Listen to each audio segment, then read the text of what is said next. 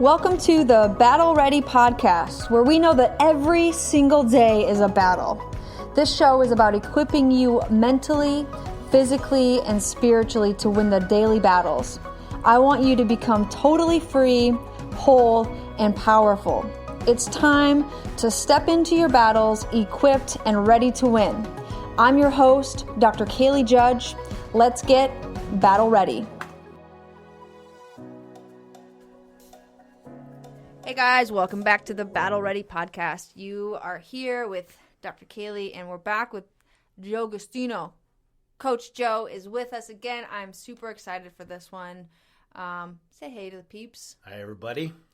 We've got, I know last episode the mics were a little off, and hopefully we got that figured out. We've got two going. I'm hoping that they're both recording. So if you're hearing this, that means that it worked. So last week we went through discovery, and we started going through discovering our identity and our purpose and where does all that stuff come from. And now we're going to talk about navigating through all of that. So when I was thinking about navigation, I was thinking about, we figure out where we want to go, and then we know where we want to go. But in order to get to where we want to go, we've got to really literally draw out the map, get the navigation, get the old school, what's that, Rand McNally, Sure. atlas out and start I used to love doing that as a kid. It's like a treasure map. Yeah. And so we've got to get back to doing that, and we're going to talk more of on our health and on our physical and also spiritual health when it comes to that. And what do you got for us so far this morning, this afternoon, almost afternoon? As far as what we're talking about? Yeah, how do you want to get started? What do you want to start on? Well, first of all, just a quick apology for how physical I am. I constantly talk with my hands. I'm Italian, so I'm always talking with my hands, and they never stop moving. And I was so close to the desk last time. Every time I said a word, I'd hit the desk, and that's what that vibration was. So I apologize for how hard it was to kind of pay attention, and I hope I didn't draw anybody or discourage anybody from listening to the full podcast, because there's a lot of content that was awesome. But the point is that I need to keep my hands to myself a little bit more. There you go. We figured out that his love language is physical touch. I made a desk that is untouchable right now. Every space is filled and he cannot touch it. So hopefully we won't have the Coach Joe drum session on this episode also. Very much so. Yeah. But I think it was great. I had some amazing feedback from the last episode, and I'm just excited for this one. I love the ability to hear from all types of people, right. Especially like you said last time, our common thread is we love Jesus Christ. Right. And so from there, we can go anywhere, right? And I think that with people, my last series was all 9 different women coming in, so we were reaching a certain crowd. And so now having you come in and hearing from a male's perspective of different things is I love it. And so whatever the Holy Spirit has for us today, let's just be open to that and let's ride with it. So yeah, I want to start off with saying that I want to quote my dad, and it's an interesting thing how much of a mentor, the greatest man in my life besides Jesus, of course, as far as from a mentoring point of view, has been my father, and he's also been the most difficult angle and aspect of my life. And he brought me he continuously shows me a lot of how Jesus worked through him to mold me, how God worked him through him to mold me, and through all the fires that he put me through. It's just amazing that I can look back and see how pivotal my dad's influence on me and the things that I went through in my journey with my father through my relationship with him has given me such great foundation and insight in who I am today and who I'm going to become because of that. Mm-hmm. And the interesting part the most is that it's always shows itself true. It always reveals itself. When I was in the middle of it, I just saw the negative aspects of what was going on with my dad. I just saw him yelling at me or disciplining me or being physically abusive to me or mentally abusive to me. But the reality I was building this strength underneath this adversity, which was building like the person that I am now, giving me this, giving me the ability to be strong and under fire. And my dad used to say this one thing. He goes, "A problem is only a problem when it can't be fixed." And I never really understood what he meant by that, other than like, okay, you fix the problem. But the reality is that what my dad was really saying is that problems aren't really problems. We are the problem. And what that means in relation to our spirituality is that if we are not walking in line with our spiritual journey, if we're not walking in line with with the spiritual guidance from Jesus and in his light, we technically are our own problem. So when we're talking about navigating, all right, we have to truly understand where is our starting point. Mm-hmm. And our starting point has to really be concentrated on is what is our true need for Jesus? What is our need for him? What is it that we actually need as a human being, driven by what he has bestowed into us?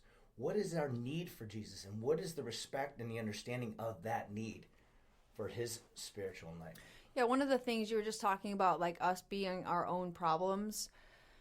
And so I was thinking about, like, as a chiropractor, what I do is I analyze the spinal column. Right. I check to see if a bone is outside of its normal alignment. If it is outside of its normal alignment, we call that subluxation. If there's a subluxation in your spine, then the communication from your brain down through your spinal cord and out to your organs, your cells, or your tissues is being interrupted. And so what I do is I look for the subluxation, and I've been trained and taught how to adjust it and put it back into place. When that happens, your spine is back into alignment, so now the communication from your brain can get to your organs, your cells, and your tissues at 100%. So now your body's functioning and healing the way that it's designed to. Now, when I think about, I parallel this with my relationship with God too, because sometimes in our lives, like, we subluxate our own lives, and we move ourselves outside of the alignment of what God has for us, and then we wonder, like, why aren't we thriving? Why aren't we healing? Why aren't we functioning? It's like, man, like, you just subluxated your whole life, and now your communication with God is even just a little, like, it's like, have you ever listened to like an AM radio, mm-hmm. and like it's, I don't know, 89 point, yeah, and it's fine. And like somebody hits the tuning button, and it just the point, it goes point one to the next thing, and all of a sudden the whole conversation is completely off. So it's the same thing, like getting back into alignment with what God has for us and where we're at. That's the first step, I think, with what we need to do with navigation is, you know, where we can even look at it, like if we want to take the navigation thing, we can look at it through like subluxations equal roadblocks. Sure. Right? Like, where are the roadblocks in our spiritual walk? Where are the roadblocks in our between our relationships? What are we allowing to get in between what we are and what God has for us? Well, it's a term that we use in the fitness world called proprioception. Right? Yeah. It's understanding where we are in relation to the space around us. Right? Where are we physically, mentally, and emotionally? Now, since we're talking about the spiritual realm, I mean, where are we spiritually? So if you're not going back to zero, I like to refer to this thing as going back to zero. Like when you say I'm out of alignment, I'm misaligned, right? Or I'm putting too much energy and effort over in this direction, physical direction. I'm putting too much energy and effort in the emotional side. I'm very emotional today, and I'm not really thinking in clearly, right? If your spiritual energy source is, or if your spiritual connection is your energy source, if that's the well for you, right, you have to go back to it. Mm-hmm. That has to be where you start. So you default back to zero, which is your connection, right? So if you're connected to Christ and you understand what your relationship is with him, if you start there and why your need for Jesus is the most important thing, then you understand what your first step's going to be. You understand how to get to that second step. And every inch along the way, everything is explained in the distance between each step. So there's no, I guess you can say, slack building up in there, right? But it's our own self-doubt. It's our own unworthiness. It's our own guilt. It's our own shame that impedes us, just like a subluxation impedes, the symmetry of your spine, which allows normal flow. Okay, and then the normal healthiness to thrive. It's the same thing spiritually. Mm-hmm. Wherever we have impediments, that gets in the way. It's usually because of past doubts, all right, past experiences, things that get in the way. Because why? We feel as human beings, when we're not spiritually connected, that we know the way through the fire, right? But unfortunately, that only gets us so far, right? when you connect and you connect to the spiritual aspect of things, you understand what Jesus does for you, understand the role you have in your spirituality and in your walk with God and your relationship with Christ, then you understand you have all that is necessary. You don't need to do all these different things. Like you don't need to take the cough medicines, eventually if the spine is aligned. You don't have to sit here and reach out and use drugs and alcohol to fill the void that God can put in your life. When you go back to zero and you continuously spiritually connect yourself, right?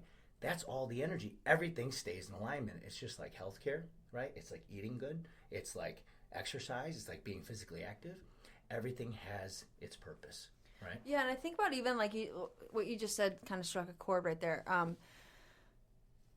I think as when you become a believer, when you become a Christian, like we think that everything's going to be okay, like snap, right?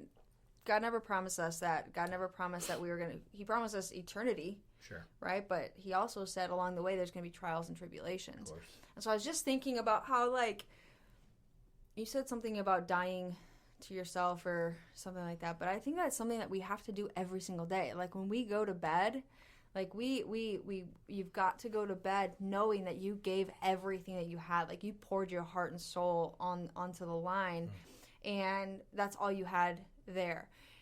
And so every single day we should get into the practice of, how did I do today? Did I walk the walk? Did I talk the talk? And then, I'm done like serving myself, and it's got to be a daily practice because we're going to wake up the next morning and you're going to say, well, I want to go do what I don't feel like getting out of bed at 5 o'clock in the morning. I don't feel like taking the dog for a walk. I don't feel like going to work. I don't feel. And so we've got to override those emotions. And how do we do that with a higher purpose? Well, I think when, in reference to what you're saying, to explain that, I say that we kind of get stuck. We say we get stuck in this world, all right? And I don't really think stuck is a word. I think stuck is an excuse because it gives you an out to say, oh, I'm just a little bit sidetracked. No, what it means is that you're dead to your action. You're dead to what is necessary for you to maintain the symmetry of the four walls of your life: your spiritual, your mental, your social, or your psychological, all right, and your physical body, your physical self. If you're not venturing and taking care of all those four areas of your life, right, you become unstuck, right? You become alive. So what I say is I think we're more dead in our path sometimes because you have to bring that back to life. Why? Because you have to do what is necessary. What happens to a plant when you don't water it and give it sunlight and give it air? It dies, right? It's not stuck, right? There's nothing stuck about a plant that's not thriving, right? What's going on is you're not giving it what it needs. You're not nurturing it, right? Good. And the spirituality, your spiritual connection is your nutrient source. That is your nurturing, right?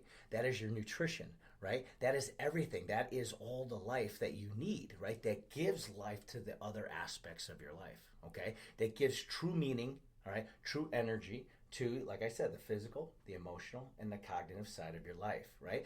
You and I, we were battling the other day, not so much battling, we had an argument about, well, are we more emotionally, is it the emotional scars that we need to get over, or do we need to have a better mindset? And in reality, it's not one or the other, it's all of it, right? It's just where on your path are you not doing the work?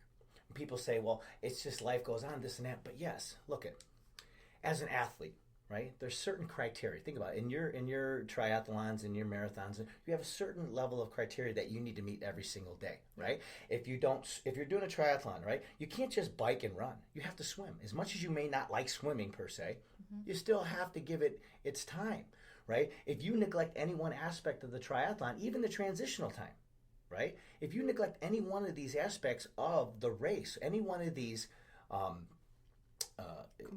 components, of your race time, something's gonna fall apart. There's gonna be some structural issues going on. The integrity of the overall action is gonna be compromised.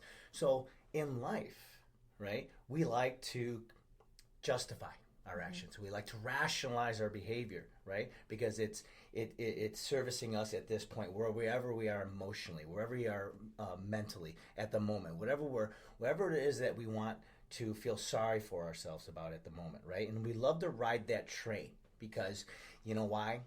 It feeds the negative aspect of it, because you want to know something, the negative needs to be fed too. Right? Your ego needs to be fed too, right? Your spiritualness needs to be fed. Everything needs to be fed, and it will fight these things, the good and the bad. It fights for what it wants, right? And if you're spiritually weak, right? If you're not spiritually or faithfully fit enough to handle what your responsibility is, if you're not fit enough and responsible enough and engaged enough and aligned enough in your ability to run a triathlon and all aspects of the triathlon, what's going to happen? You're going to fail. You're going to fail your objective. You're going to fail your expectations, right? You're going to fail whatever standard it is that you're trying to perform by, right? And in our lives, we want to thrive. We want to feel good. We want to be joyous and fulfilled, right? How are you going to do that when your platform is faulty? Right? When you're not taking care of all the aspects that need to be taken care of, right? That gives energy and the source of inspiration and light to everything that you do. So if you're not spiritually plugged in, if you're not plugged in to the source of energy for yourself, which is God, I mean, what are you feeding off of? You're feeding off McDonald's, right? You're feeding off Skittles, right? You're feeding off 7-Eleven Slurpees, right? We're feeding off of a very, just kind of a skewed or lesser valued source of energy and nourishment. And it's unfulfilling. And you're not going to go where you want to go, right? I mean, think about it. If you drank lattes every single day, right, you become a latte, right? If you want to want to thrive like a cheetah, you know what I mean? You do what cheetahs do. You run fast, you eat small amounts of food when you need it, right? And you keep going, right? And that's life. And that's how spirituality is, man. You got to dig in and do what's necessary. Yeah, I was just, when you were going through that, like, the ego versus the spirit, I think sometimes people put the ego in the same category as the spirit, but it is two different things, I believe. And what are you feeding? You're either feeding your ego or you're feeding your spirit, but you can't feed both, right? Not at the same time. Not at the same time. No. And so when there's, just thinking about that, to get you along the way as we're moving towards, like, okay, so we've discovered ourselves. Now we have to nourish ourselves in order to start moving. I'm thinking of, like, back in the biblical days, or even like the old Western days when they had to go meet people somewhere. What did they do? They had horses and buggies, and like they'd have to nourish themselves to go on a journey. Like, right. My friends are flying here today. Like, they get on a plane and just come here. They don't have to walk from Nashville to Chicago. They get on a plane. But back in the day, like, they used to have to feed themselves properly in order to function and move and get to where they want to go and navigate their way along the path. So what are you feeding? Are you feeding your ego? Are you feeding the thing that's going to eventually destroy? It feels good in the moment, right? Of course it does. Egos can be like the emotion and the feeling that you're having, or you've got to develop that bigger why. I don't always want to eat the salad. I would rather go eat the pizza. But in the long term, like, what is that feeding? Is the pizza feeding my health, or is it going to eventually start feeding my disease and be destructive? And so that's what I think about when I think about, like, what am I putting into my body? I still make choices that aren't good. I still do things that aren't necessarily on the good category, but for the most part, I'm okay with that because I know in that conscious decision where it's at. Right. And so I think, like, as we're moving into navigation and, like, how do we get from, like we talked about last week, point A to point B, sometimes that's the hardest thing. Sure is. And then, like, people just know that I'm in point A and I'm not living the way that I want to be living, and I see myself at point Z, but I don't even know how to get to point B.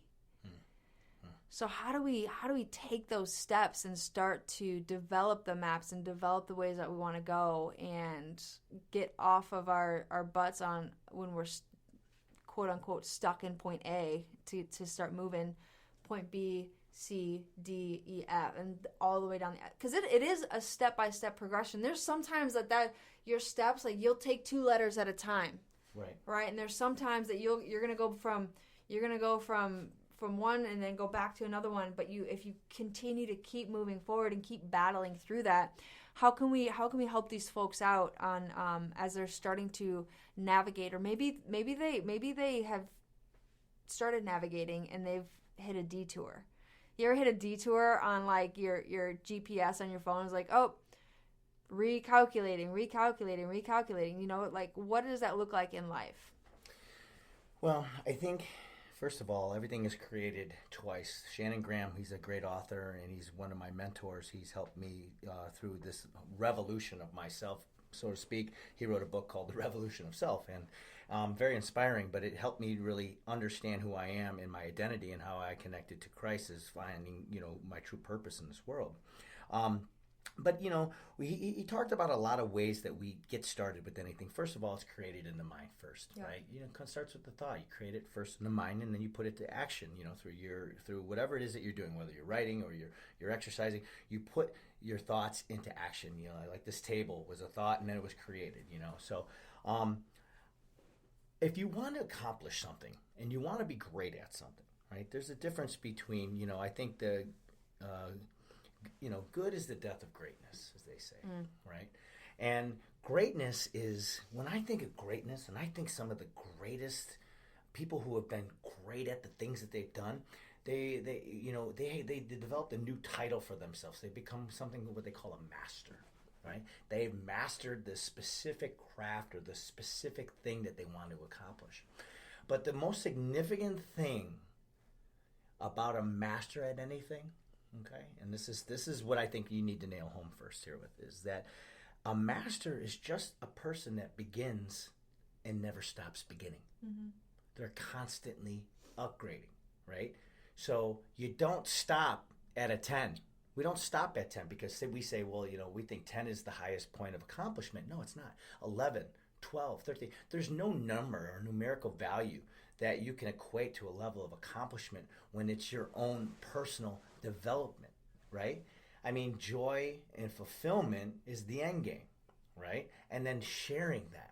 Be, do, have, give, right? What are the steps along the lines of you becoming successful and then sharing it? A journey is not complete unless it can be shared and given to other people, right? So when you're starting to navigate through this revolutionizing of yourself, the shedding of skin, this personal development, because this is a great word that we use today, this personal development, self-help or whatever, is you have to decide, what the heck do you want?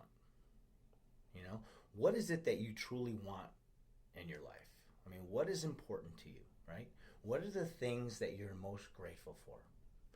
And then once you understand what those things are, how do you take care of those things, and how do you help those things mature, right? So what's your source? What's your expert resource, right? So like I would come to you if I needed help with spinal health. Obviously, I come to you. You're a doctor of chiropractic, right? You are an expert in your field. You're the expert source, right, for spinal alignment and health thereof, right? Where do I go for life? Mm-hmm. Where's my expert source to live my life, right? So, I mean, if my goal was I want to live a better life, if I want to live a fruitful life, I want to have a healthy life and feel great and help other people, right? And I want to be driven by the best source available. What is that source? Who am I going to for that guidance, right? Well, first and foremost, we go to our parents, right? Because they're our guiding, that's Jesus on earth, basically. Our Father is our Father, and He's an extension of God on earth, right? And our mother's the same thing, they are nurturing us. But where do we go when that road ends? Where do we go when mom and dad say, I'm done, get out of the nest? Where do we go? Where's our source of inspiration? Where's our source of education? Where are we plugging into, right? Did mom and dad give us the opportunities? Did we capitalize on those opportunities? Did we take our own life? Did we start playing an active role in our own life? Are we diving in and digging into what it is that we want to do? A lot of people sit back. A lot of people are I feel like sometimes, like a lot of people go through life as if they've ordered an Uber. Sure. And show me the way, right? Yeah, and the Uber is just going to take them there. Right. Well, God will show us the way. Like, yeah, and I get that, and I'm fine with that. But what I'm talking about is like the person who's like just sitting there, like not. Yeah, like I like stagnant. I like the concept of like putting the work in and doing this, and like you've got to have the work done. You've got to do it. But then there's also like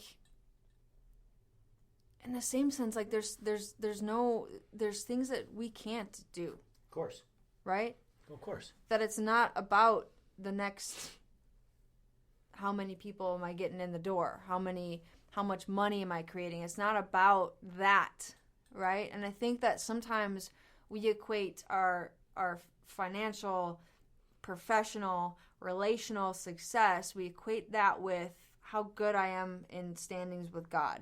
Sure. Does that make sense? It makes a lot of sense. And so I have like a contradicting feeling when it comes to like put in the work, do the thing, get this done, because that's right. Like that's my like, if you know anything about Enneagrams and like the numbers and all that stuff, like I'm number 8 and I'm like challenger, go getter, like no, you need to do this, this, and this, and like this is how you get it done. But then I'm also like, I have that like, I guess it's probably the Holy Spirit presence of like, just rest in me. Yeah. But can that be taken too heavily? Of like, yes, we've got to rest, but there is a certain amount. Like, you know, one of my favorite things is when Jesus starts talking about like, do you want to be healed? Okay, pick up your mat and walk. Like, you pick up your mat and go walk. Otherwise, you're going to be sitting here forever. So there comes a point where we do need to take action and go actually physically do something. That was a tangent. It's a great tangent. I don't know what that has to do with anything we just... It has everything to do with it. Because what you're battling and you keep questioning is why do people go more towards the egotistically driven, know, external driven, or external locuses of control, instead of looking inward. And your inward locus of control, how you devise or how you generate and how you get energy is from inside, and you feel intrinsically motivated. Internal, external locus of control. External, you're motivated by the external things, what you haven't experienced, what you haven't gotten, what level of, success have you had, keeping up with everything else that's going on in the world, what your expectations are of who you are in this world, how you identify with yourself, with the world, right? And that all comes back to who are you to you, and then who are you to him. And remember when we talked about when you know your true value, and we're going to get kind of deep here with this, but when you know your true value, then you are able to know what you're worthy of, right? And you're worthy of God's love. If you feel true worthy of his love, right? That is surrendering to his spiritual guidance and working through you. Now, there's no guarantees with that. There's guarantees that, guess what? I'll be with you. You're going to be okay. I got your back. Does that mean that you're not going to suffer? No. Does that mean that you're not going to get a cold? No. Does that mean that you may not break a bone someday? No. All right. Does that mean that you may not have a loved one that dies of cancer? No. That means you're subjected to all the things that could happen in this world, right? But you got a better resource to deal with it. You have a better resource to get through it, right? That, guess what? Even though things are going to happen, right? It's not because of you that it's happening. It's just because, right? And it's because of the way life just happens to be in this world, right? But if you plug in with me, I can guarantee you this, that I'll give you a better way through that than if you think about doing it on your own. And once you get that, and you surrender and you let go, like you ever think of what's that study with the monkey and the banana? The monkey puts his hand in the cage and it grabs the banana, right? But it can't get his hand back out of the cage because it won't let go of the banana, right? He just thinks, I'll never get another banana again. If he just lets go of his hand, or lets go of the banana, he can have his hand back, right?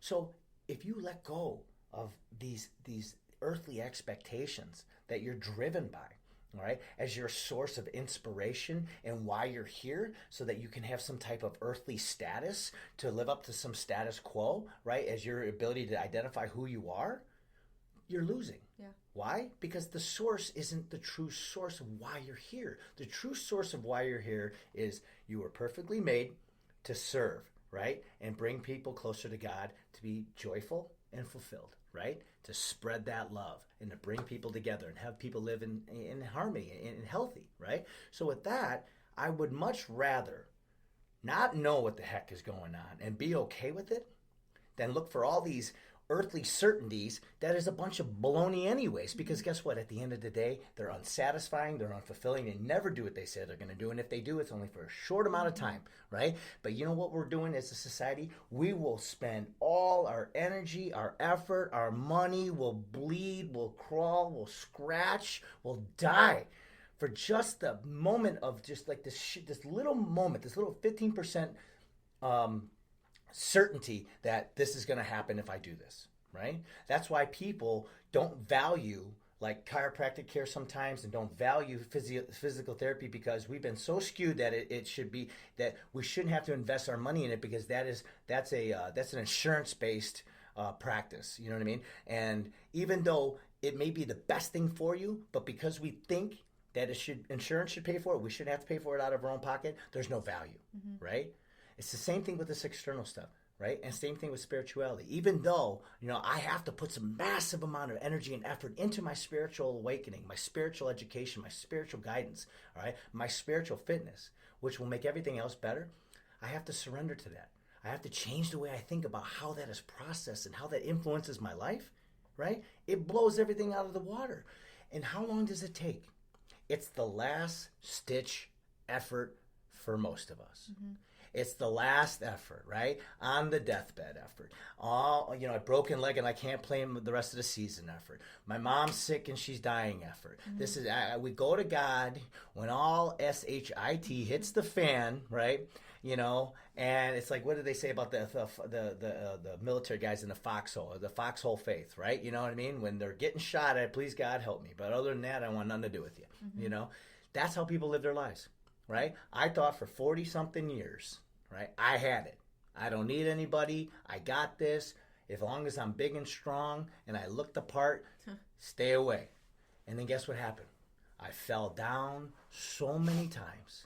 I fell down and I crawled the ground and I killed myself from the inside out, and I lost so many great people and so many great opportunities and closed doors on myself because I kept feeding the wrong source of energy, the wrong expert resource. I was feeding the external world. I was feeding my status in this world. I wasn't feeding my spiritual guidance in the world. I wasn't feeding the true source of life that put me here and has kept me here the whole time, right? Now, how do we get people to understand that, right? You know what? There's a lot of ways. And the way we can navigate the most is through ourselves. The best way we can make an impact, the greatest impact that we can make, all right? We've already got a great step in the right direction is we're professionals in our communities. We can get people will listen to us, right? As long as we're that example and we show how wonderful we are, how great our life is, right? And how simple it could be, right? It doesn't take anything. It's free. It's like advertising on Facebook, basically. You know what I mean? It's free, relatively. You do have to get on your knees. You do have to say thank you. And you do have to ask for guidance, right? But the point is that it's free. The best source of energy, enlightenment, whatever it is that you want to feel, right, is the most abundant resource that we have, all right? God is always there, right? You don't have to do anything but open your mind. I think sometimes... because it is free, is people have that this is way too good to be true mentality. You mean I just have to believe and I'm good? Yeah. Well, Doc, when you give kids today a reward for nothing, well, then how are you teaching them how to have faith? Yeah. Right? You got to work for it, right? And I'm sorry, you don't have to work for God's righteousness with the Lord. You don't have to work for that. But you have to work in your faith. There are steps in being a faithful Christian. Yes. There are steps. You have to witness. You have to share that. You have to be an example. You have to live a healthy, fruitful life, right? You can't just be a bum and then say, I believe in God. Right? You're an example of Him. You're an extension of Him and what He created in you, right? You can't be a poor representation of that, or people are going to be like, well, what the hell are you talking about? Right. So, yes, there is a degree of work that needs to be done on a day-to-day basis. That's why I said, the first thing I said to you, what is our need for Jesus? Yeah. Right? What is our need for that? Our need is life. That is our source. Why is it the well? That's where we go to feed, right? We go to the well, right? Most animals go drink the water, right? Where the other animals go to eat, where the other animals are drinking the water, right? So the bigger animals eat the smaller animals that are drinking the water, right? We feed from the well. The well services all, right? That is the place where we are nourished. I'm going to shift gears. Is that okay? Yeah. Because I want to talk about shifting into a healthy lifestyle. And I think we can both speak into this pretty well because we're hammering home the spiritual stuff, but I think that there might be some people out there that... Where's this going? I don't know. We talk a lot about why. Yeah. That's the most important thing. Nail your why. Yeah, and that's the why. We have to... We'll come back to that too, but I want to shift into what does it take for somebody to... You know, they've got their Jesus walk down. Yeah.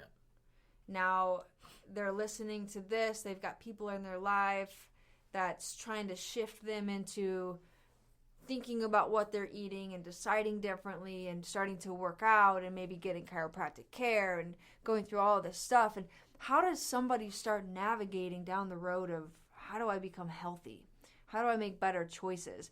And I think that this can parallel also with the spiritual walk too, because we have to make choices. You know, I can go to McDonald's 3 times a day for breakfast, lunch, and dinner, but I know that that's not going to physically feed my cells and my tissue to create health. You know, I can go, I don't even know where, somewhere to get like spiritually fed, but you can be feeding your spirit the wrong food and developing the wrong things, so it's essentially creating a spiritual cancer. Right. So let's talk about the health thing. How do people start navigating in their life to create and then sustain and maintain a healthy life full of amazing habits? Sure. Well, you know, and from the fitness standpoint, you know, being a coach, personal trainer, whatever you want to call it these days, ideally it's coach. You know, I don't think there really is personal training anymore, is there? You know, people always ask, well, what's the best exercise for this, or how do you do this and how do you do that, you know? And I say to people, you know, it's not about what's the best of anything. I mean, because everything has a great purpose. Everything serves its purpose, you know, and there's really no bad exercises, right? There's just people that do exercise bad, right? So, you know, and it's like there's no bad really much of anything unless you're doing something harmful to your body, you know, but you could do too much exercise and it's harmful too, you know? So the first thing I would ask somebody is, you know, what's your goal? What is it that you want? It's kind of like what I set out to, you know, I said in the beginning of this podcast is, what do you want? What is your needs? What needs do you have? What needs are trying to be met here, all right?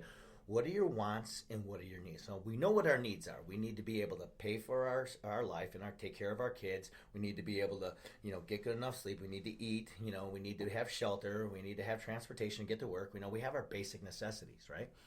But then what happens when that's not enough, right? What do we need to do to feel better, all right? We need to be able to move well, all right? And we need to feel good, right? So movement, all right, and feeling. So we call it function, right? We have to be able to function well, and we need to be able to feel good, right? So as you get older, it's not so much aesthetically driven anymore. Like people say, oh, I want to have abs because they're still in their 20s and they just don't realize that, you know, they do have abs. It's their lifestyle that's causing them not to see the abs, right? So what's the goal? How do we get started? You have to define, all right, where you are now, all right, and where do you want to be? Remember the whole A to B thing? You have to keep coming back to this. And people don't know how to do that, right? Because nobody has ever taught them that, right? People just go, okay, well, that looks stimulating. That excites me. Ooh, that looks interesting. And they jump, right? And they just keep trying and trying and trying all these different things, right? I'm going to go to yoga. I'm going to go to Zumba. I'm going to go to spin class. I'm going to go to, you know, Orange Theory. I'm going to go to speed school. I'm going to go there, right?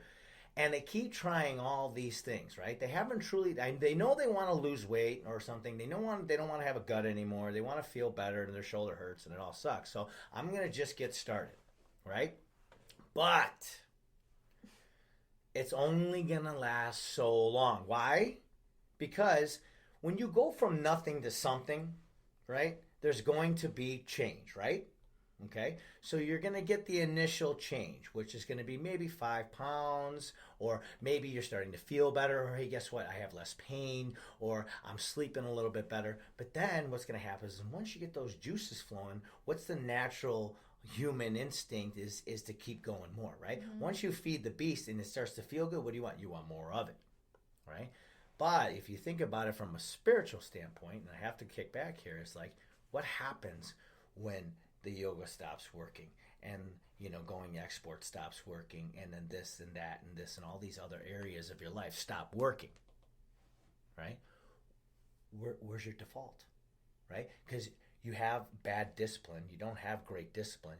The motivation wore out, right? I'm not motivated anymore by this, right? But you know what? I haven't changed the central focus of my life, how I operate. I've externally gone out here and tried all these different things, but I came back home. Home sucks. Home's not getting me where I need to be, right? You can't outwork a bad diet. You can't out satisfy a bad spiritual foundation, right? That's the nourishment. So what happens when people, all right, lose sight of what they, are not getting the results that they want, right? What do you have to do? You have to go to an expert resource. So like if I'm exercising by myself and I'm not getting my results, where do you go? Where do you go in a gym to get more results, so to speak? A trainer, right? I need help. Show me the way. Tell me what to do. All right. I need guidance. All right. I need a program. Right? I need something to latch on to, right? I need to be driven. I need to be inspired, right? I need a framework. I need rules. I need do's and do nots. How much do I do this? How long do I do cardio for, right? But we don't do the same thing for our life on a spiritual level, right? If you kick back and you say to yourself, well, what happens when I can't handle the anger and the anxiety and the depression, and I'm depressed and I can't have I suck at my communication, and I have all these life skill issues that I'm dealing with, my ability to take care of myself better, right, and communicate and not argue and not feel negative and not have anxiety, and I'm having sleep issues and I'm gaining weight and I'm having sexual issues and I'm having all these issues that I'm battling, right? Where's your source for that, right? See, what happens is you don't value things. People don't value because they don't feel worthy of having more, but they don't realize the effort that it takes. Sometimes there's a level of effort that it's going to take to make you feel uncomfortable to take that next step. Just like with the Bible and just like with religion, because it's not going to give you exactly what you want right now, all right? Or maybe it will. But the point is that it takes effort. You got to get on your knees and pray. Right? You got to go to church, right? You've got to do the things that are necessary to keep you in the fight and in the fire, right? And what happens is, well, just like that personal trainer gives you a little bit more guidance, hey, guess what? I got over that hump. I'm feeling better with my resistance training. I'm feeling better with my running skills. I'm feeling better with losing weight. I got into my nutritional counseling, and I've invested. The more you invest, the more you get out of it, right? Because that is the leverage, right? That is the meat between A and B. Right? And it's the same thing from a spiritual level. You got to do the work, right? You can't get away from the work. The work is everything in between the thought to the action, right? It's created twice. First, what did I want to get? All right? What's my goal? What is it that I want? All right? And how do I get to the result, right? How do I get the results? What's the end game? The end game is satisfying whatever it is that I want. I want to feel better. I want to lift more weights. I want to run better. I want to lose weight, right? What's in the middle? The expert resource. The resource that most people don't value. Why? No guarantees. That's our world. Our world thrives on guarantees, right? I guarantee this, 8 minutes that, 2 seconds this, keto crap that, all this garbage, right? All this flash in the pan stuff, making these master manipulators billions of dollars, right? When you can go get a Bible for free, you know what I mean, at a local church, right? Yeah, one thing that kind of was hitting me while you were speaking is like and I've been there too, and I think we've all kind of probably experienced this, like when export stops working, or when CrossFit stops working, or when the Orange Theory stops working. Like, what does that even mean? Like, does it actually stop working, or did you just get bored, right? Yeah. And what was the purpose of you starting in the first place? I think sometimes that we get so off track with why we started doing these things in the first place that we lose focus, we stop going, we stop showing up all in, right? I wrote in my notes here, like, go all in, whether it be with your physical health, whether it be with your mental health, whether it be with your spiritual health. You've got to go all in, because when you're all in, there's nothing that's going to get in your way. There's nothing that's going to stop you from going no matter what, right? It's a no matter what situation. You don't just like have a marriage and then like it's you just decide like it's done, right? Because it's a no matter what situation. Okay? And that's what your health should be like. It should be like, man, like I'm going to do whatever it takes to make sure that I'm healthy. Like Joe gives me crap because I have standards, and there's things that I don't put in my body, and it's maybe he's not exactly where I'm at, not because he's doesn't want to be, but maybe there's not enough knowledge behind some of the stuff that I choose not to do. And he's like, he was going to get me coffee last week when we were doing this talk, but he's like, I didn't know what to get you because you have all these rules and these standards and these things. And it's like, because I've learned, and it's become a no matter what.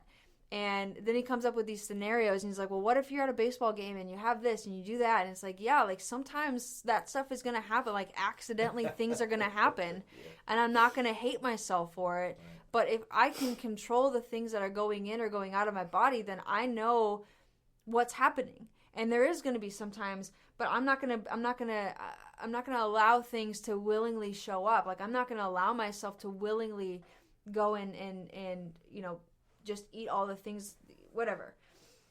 Why is that? What's that called?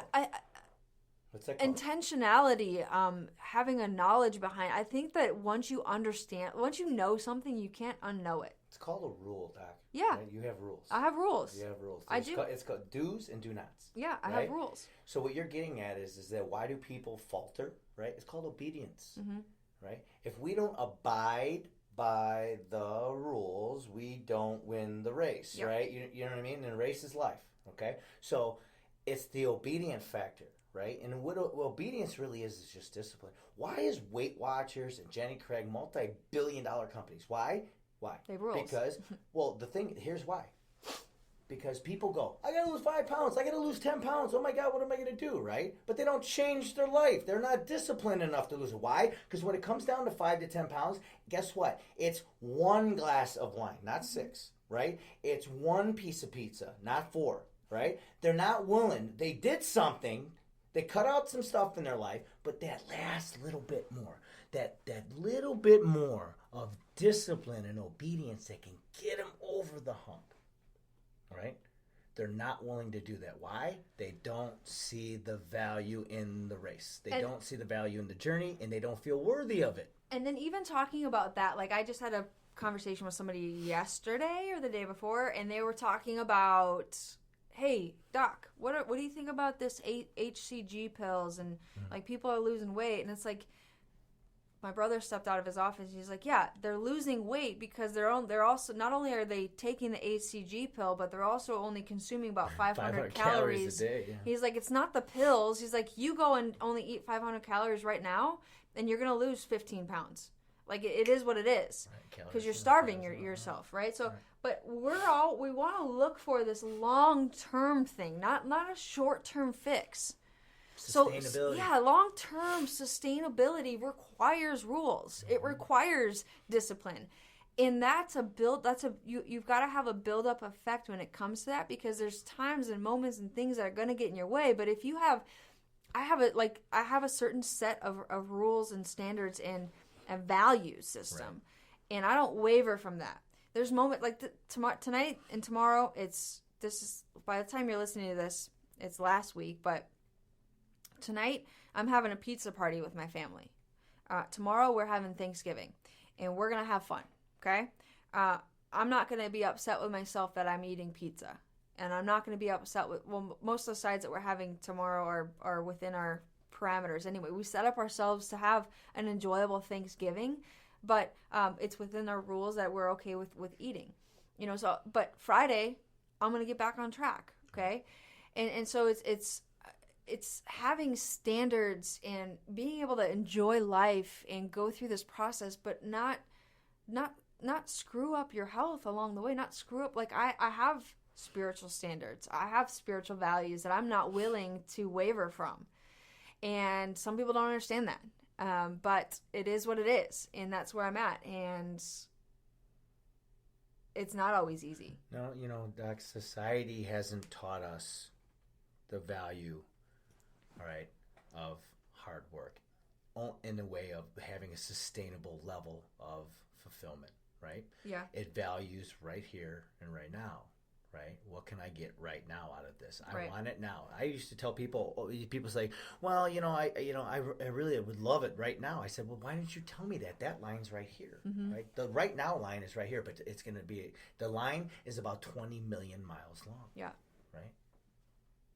So either way you look at it, you have to abide by the fact that the work needs to be done, right? You can't just start praying and think that all of a sudden all your prayers are going to be answered just like that. It doesn't work that way, And that's why, and I hate to say this, but I watch these Christian films and I really don't like them, right? Yeah, the message is good, but it's misleading, right? Because it's like they pray and they have the baby. They pray and they beat cancer. They pray and they win the state championship. They pray and it's misleading. It falsifies the true essence of digging in and doing the work, right? So I really don't like watching these movies. People are like, why didn't you like the movie? It was great, this, that, and all. But because I'm like, you know what, guys? It's not reality. That's not how God works.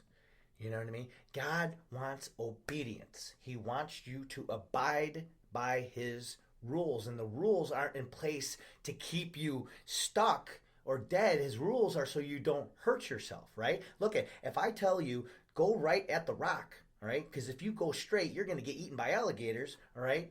Go right at the rock. I'm turning right. I'm turning right, right? Okay. But some people go, oh, I can jump over the alligator. Yeah. I got mad hops. Faster. I can do all these things, right? And they think, well, if that's fine, right? And then they get upset that they got bit by the alligator and they lost a leg, right? So it's like once you start making up your own rules, right? You think about the NFL. Can you imagine if you just did whatever you want to do? Look what the dude, one guy ripped the one guy's helmet off the other day in the NFL on TV. They ousted him for the entire year, right? Regardless of how upset you are, he broke the rules. Guess what happened to him? They kicked him out. Yeah. Right? I don't care if he was the number one pick in the draft 2 years ago. I don't care how awesome he is to his team and how much money he has and who he is and if he's a man of God. He effed up. He made a mistake. Big time. He used the helmet as a weapon to hurt another person. In the NFL, you don't do that. Yeah. Right? Well, in life, there's certain things you just don't do if you want to go to part B, right? One, you can't do all this crazy stuff because one, you're wasting your time. You're impeding the natural process, right? Like you said, there's rules. Like, look, I want to have optimal health. All right, I have goals of being able to accomplish these certain things in performance-wise so that when I win these races and do these races, I have a goal and I want to accomplish that goal each time, right?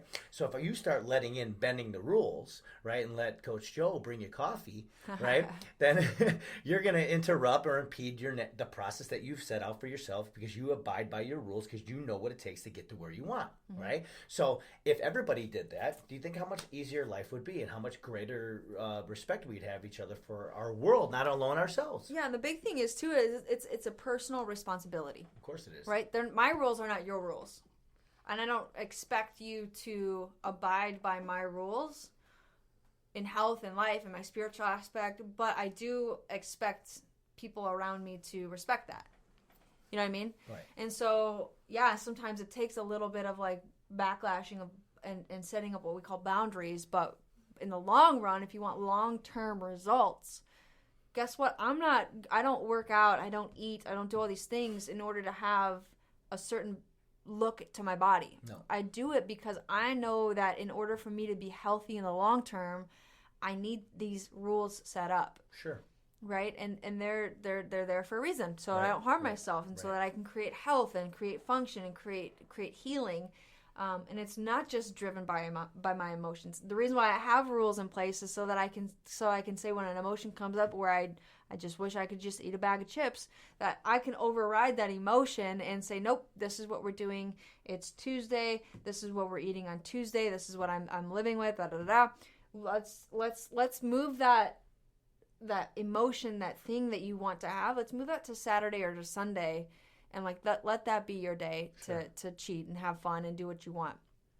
Listen, we're almost at it. We're probably going to be way over an hour. How do you want to wrap this up for these guys? We've been an hour already? I mean, it's wow. It's 12. You got to get to your pool appointment. I got to get to the airport, pick up my besties. Yeah. But well, I keep looking at my notes, and I jot some notes down. So I mean, so yeah, let's run through them. We'll Well, I just kind of recap. Talking about what is your need for Jesus. I think when you have an idea of what it is that you want to accomplish in life. What is it that you want to accomplish? What is it that you need? What is it that you want? All right. What is your purpose? And once you understand what your purpose is, then you can hold yourself accountable to that purpose. So if whatever it is, whether it be you want to lose weight, gain weight, do something in the performance realm, feel better about yourself, have better energy, right? What do you want? Define that, right? What are the variables within that realm of what it is that you want to accomplish, right? And work those variables. How are you going to handle it physically? How are you going to handle it emotionally? How are you going to handle it cognitively, mentally, right? Mm-hmm. And where's the spiritual guidance in there too? Where's your spiritual plug-in, okay? We talked about staying close with your walk with God, right? Mm-hmm. So if spirituality is your driving force, how close are you to God? How much are you praying? How much are you talking to Him? Is He your friend? What do you do with friends? You go to them. You talk to them. You ask each other questions. You bounce things off of each other, right? Well, it's the same thing with anybody else. You go to the doctor. You get guidance. You get help in your spinal health, your overall health. You get aligned, right? You get rebooted. I come here 3 times a week. Why? You're rebooting the software, rebooting the software, rebooting the software. You know, we talk about, you know, who is He to me, who I am to Him, you know, who are you to yourself, who are you to Him, what is your driving force, what's that purpose, are you spiritually driven, you know, and then you have to understand is that once you do that, you have to do the work. Mm-hmm. You know, there's a lot of work involved. Like even being a Christian, there's work. You have to, your mission is to share that in service, right? And give and help and witness. You got to do these things and spread it. So just like an exercise, like you share your enjoyment with it. Right? You share it with other people. You get other people excited about it. Anybody that's happy and making change in their life, what do? They don't keep it to themselves. They tell people. Yeah. They share it. And that's the end point of a journey. Mm-hmm. Okay? But this is what I want to talk about, which I think is probably one of the most significant parts of the community process of all this. Okay? Is you are the sum of the 5 people that you hang around with the most. What is your community? Mm-hmm. Right? Who are the people you go to feel nurtured and feel good about yourself? Who are the other people that you go to for help and guidance and mentorship? Right? Build your community. Right? Surround yourself with people better than you. Surround yourself with people smarter than you, more successful in any way than you. And it doesn't really matter because you know what? There's a lot to learn from everybody. All right? People that inspire you, people that hold you accountable, people that are like really challenge you to be better. Surround yourself with people that you want to become. The things that you love about those people and the characteristics about their life that you want for yourself, surround yourself with people like that. Why? Because you can grow to that level, right? When a lot of people are very depressed and negative, they hang around with people that they're better than, so they just feed the ego, right? They just feel like, oh, these people need me, right? And that's, I'm better than them. I'm the expert resource, right? And that's just feeding the ego. What happens when they don't need you anymore, right? What happens when this doesn't work anymore? Guess what? You have nothing to fall back on, right? So if you're constantly climbing the ladder, right? On a physical, mental, and emotional side and a spiritual side, you're constantly putting the effort in, climbing the ladder, building your community, right? Then you know what the extension of yourself is, and people are supporting each other, right? So what did you say to me, when you were here and you were bringing some new people into the office, you said, I'm building my team, right? We're always constantly building our team. As we grow and mature and evolve, people go and people come. Some people stay. Why? True friends pass the test of time, right? And the right people stay for the right reasons, right? And you know what's funny is I never thought I would be around the people I am around today, right? And my best, closest friends, I spend the least amount of time with. And you know why? Because they fit a specific role for me, and we feed off each other, and we don't need to suffocate each other, right? We know our limits and our boundaries. We know how we help each other out. We service each other. We're there for each other in so many different ways. It's not like when you're kids and you got to constantly be each other's butt, right? But they're a phone call away. They're a thought away. They're a text message away, and that's where social media and all this technology, it really does help us because it gets us connected faster, right? It does take away the hard part of things, you know what I mean? Like with the self-help stuff, like if people don't experience things, they lose the self-development, that personal development side of things. You lose it. But building that community, building the right people, all right, to support your goals, support what it is that you want in your life. Surround yourself with those people because they'll get you, we can go far together. We can go really quick by ourselves in certain areas, really fast, but it ain't going to last, right? But together we can go far. One of my favorite sayings is, if you're the smartest person in the room, then you're in the wrong room. right? If you're the fittest person in the room, then you're in the wrong room. Sure. If you're the most spiritually gifted person in the room, then you're in the wrong room. Yes, there's times where you need to be there to teach the people under you and kind of bring them up, but again, like, surround yourself with people that are better than you and constantly charging your life to get better. Yeah. You know, I think that's just huge. I love the sum of the 5 people that you hang around with most, but also, like, thinking about, like, who is in your circle. Are those people elevating you, or are they the people that are dragging you down? Are those the people that are driving you forward? Like, God's going to bring people into your life to get you to the next level, but sometimes that means that you've got to remove some of the people that are already in your life right now. No crap. And you've got to be okay with that, right? It's not that you hate them. It's not that you have a bad feeling towards them, but it's God wants to take you to the next level, and you have got to be ready to take that journey. One of my mentors, she's like, buckle up, kid. She's like, you're going. We're going to the next level. You're going to the next level. Buckle up. Get ready for this ride. And anytime, as much pain as there is when somebody leaves your life, like, what God has for you next, like, finish that relationship well. Yeah. You know, like, whatever it is, like, still love them, still pray for them, still be alongside them, but they might need to be put on the back burner for a little bit. Like, maybe they're just not feeding your soul, feeding your life, or really, like, loving you for who you are, or what God has for you. So that's a huge thing. When it comes to navigating your life, we've got to know what our identity is. We've got to know, like, where we're coming from and what that looks like. And then I think what your biggest message today, Joe, was that we've got to know what our source is. In order to get to where we're going, we've got to know where the fuel is coming from, right? We've got to know where the gas station is. We've got to know what that is, and then be able to listen to what he has for us. In order to listen to somebody, you've got to be present with them. Sure. In order to be present with God, you've got to get quiet and you got to be still. You've got to come into his presence and allow him to show you the map and get out the old Rand McNally and highlight from Chicago to Miami and figure out what's the best route. The best route isn't always the quickest, and it's not always the route that has the least obstacles. Yeah. You know, so we've got to be okay with the detours. We've got to be okay with the obstacles. We've got to be okay with the lane closures and the roads closed and the things that are going to come up along the way. But as long as you have the source navigating you through life, then I think that we're going to have awesome stuff coming up. God, and Doc, this is here. What you're saying is like, God loves you. Yeah. Right? It's undeniable. Listen, he meets you where you are. Yeah. Right? God meets you where you are. He's not going to put you in a game that you can't play. Right? So have faith. Mm-hmm. All right? Have faith and have the courage.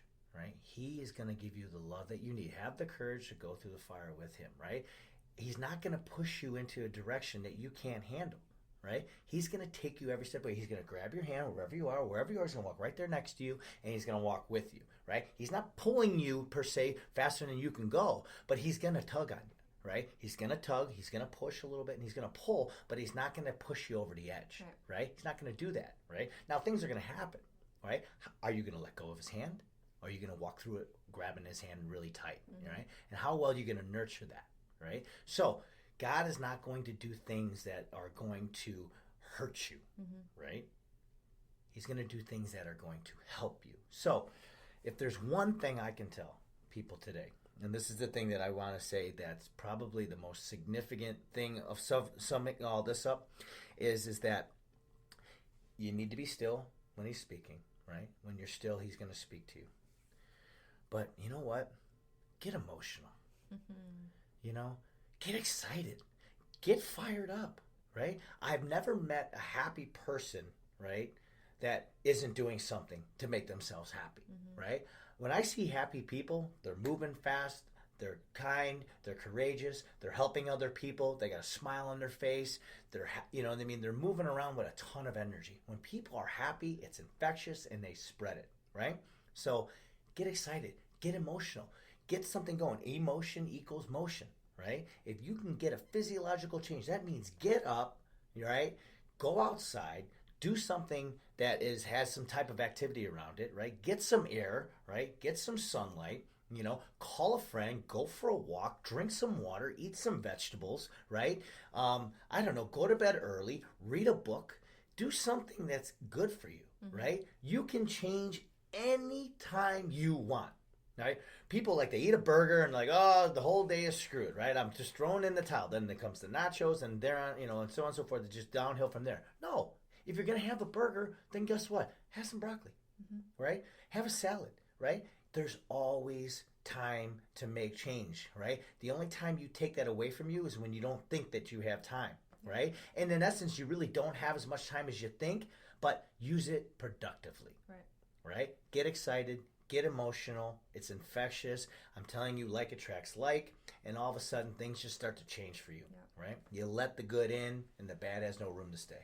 Let God take you by the hand and guide you through this process. Guys, we are so super blessed to be here with you today, and I'm excited for the navigations and the ways that God's going to take you on this journey we call life. Next week, tune in. We are going to be going through getting to your destination. Is it a place, or is it something that you just keep moving towards? So we're going to discuss that. I feel like Joe and I could sit here again and talk for 3 hours at a time. So we're going to split this up. Have us back here next week, same time, same place. And that it? We good? We're good. Happy Thanksgiving, everybody. Happy Thanksgiving. Hope you guys had a blessed week. We love you. Go out and glorify God today and be blessed.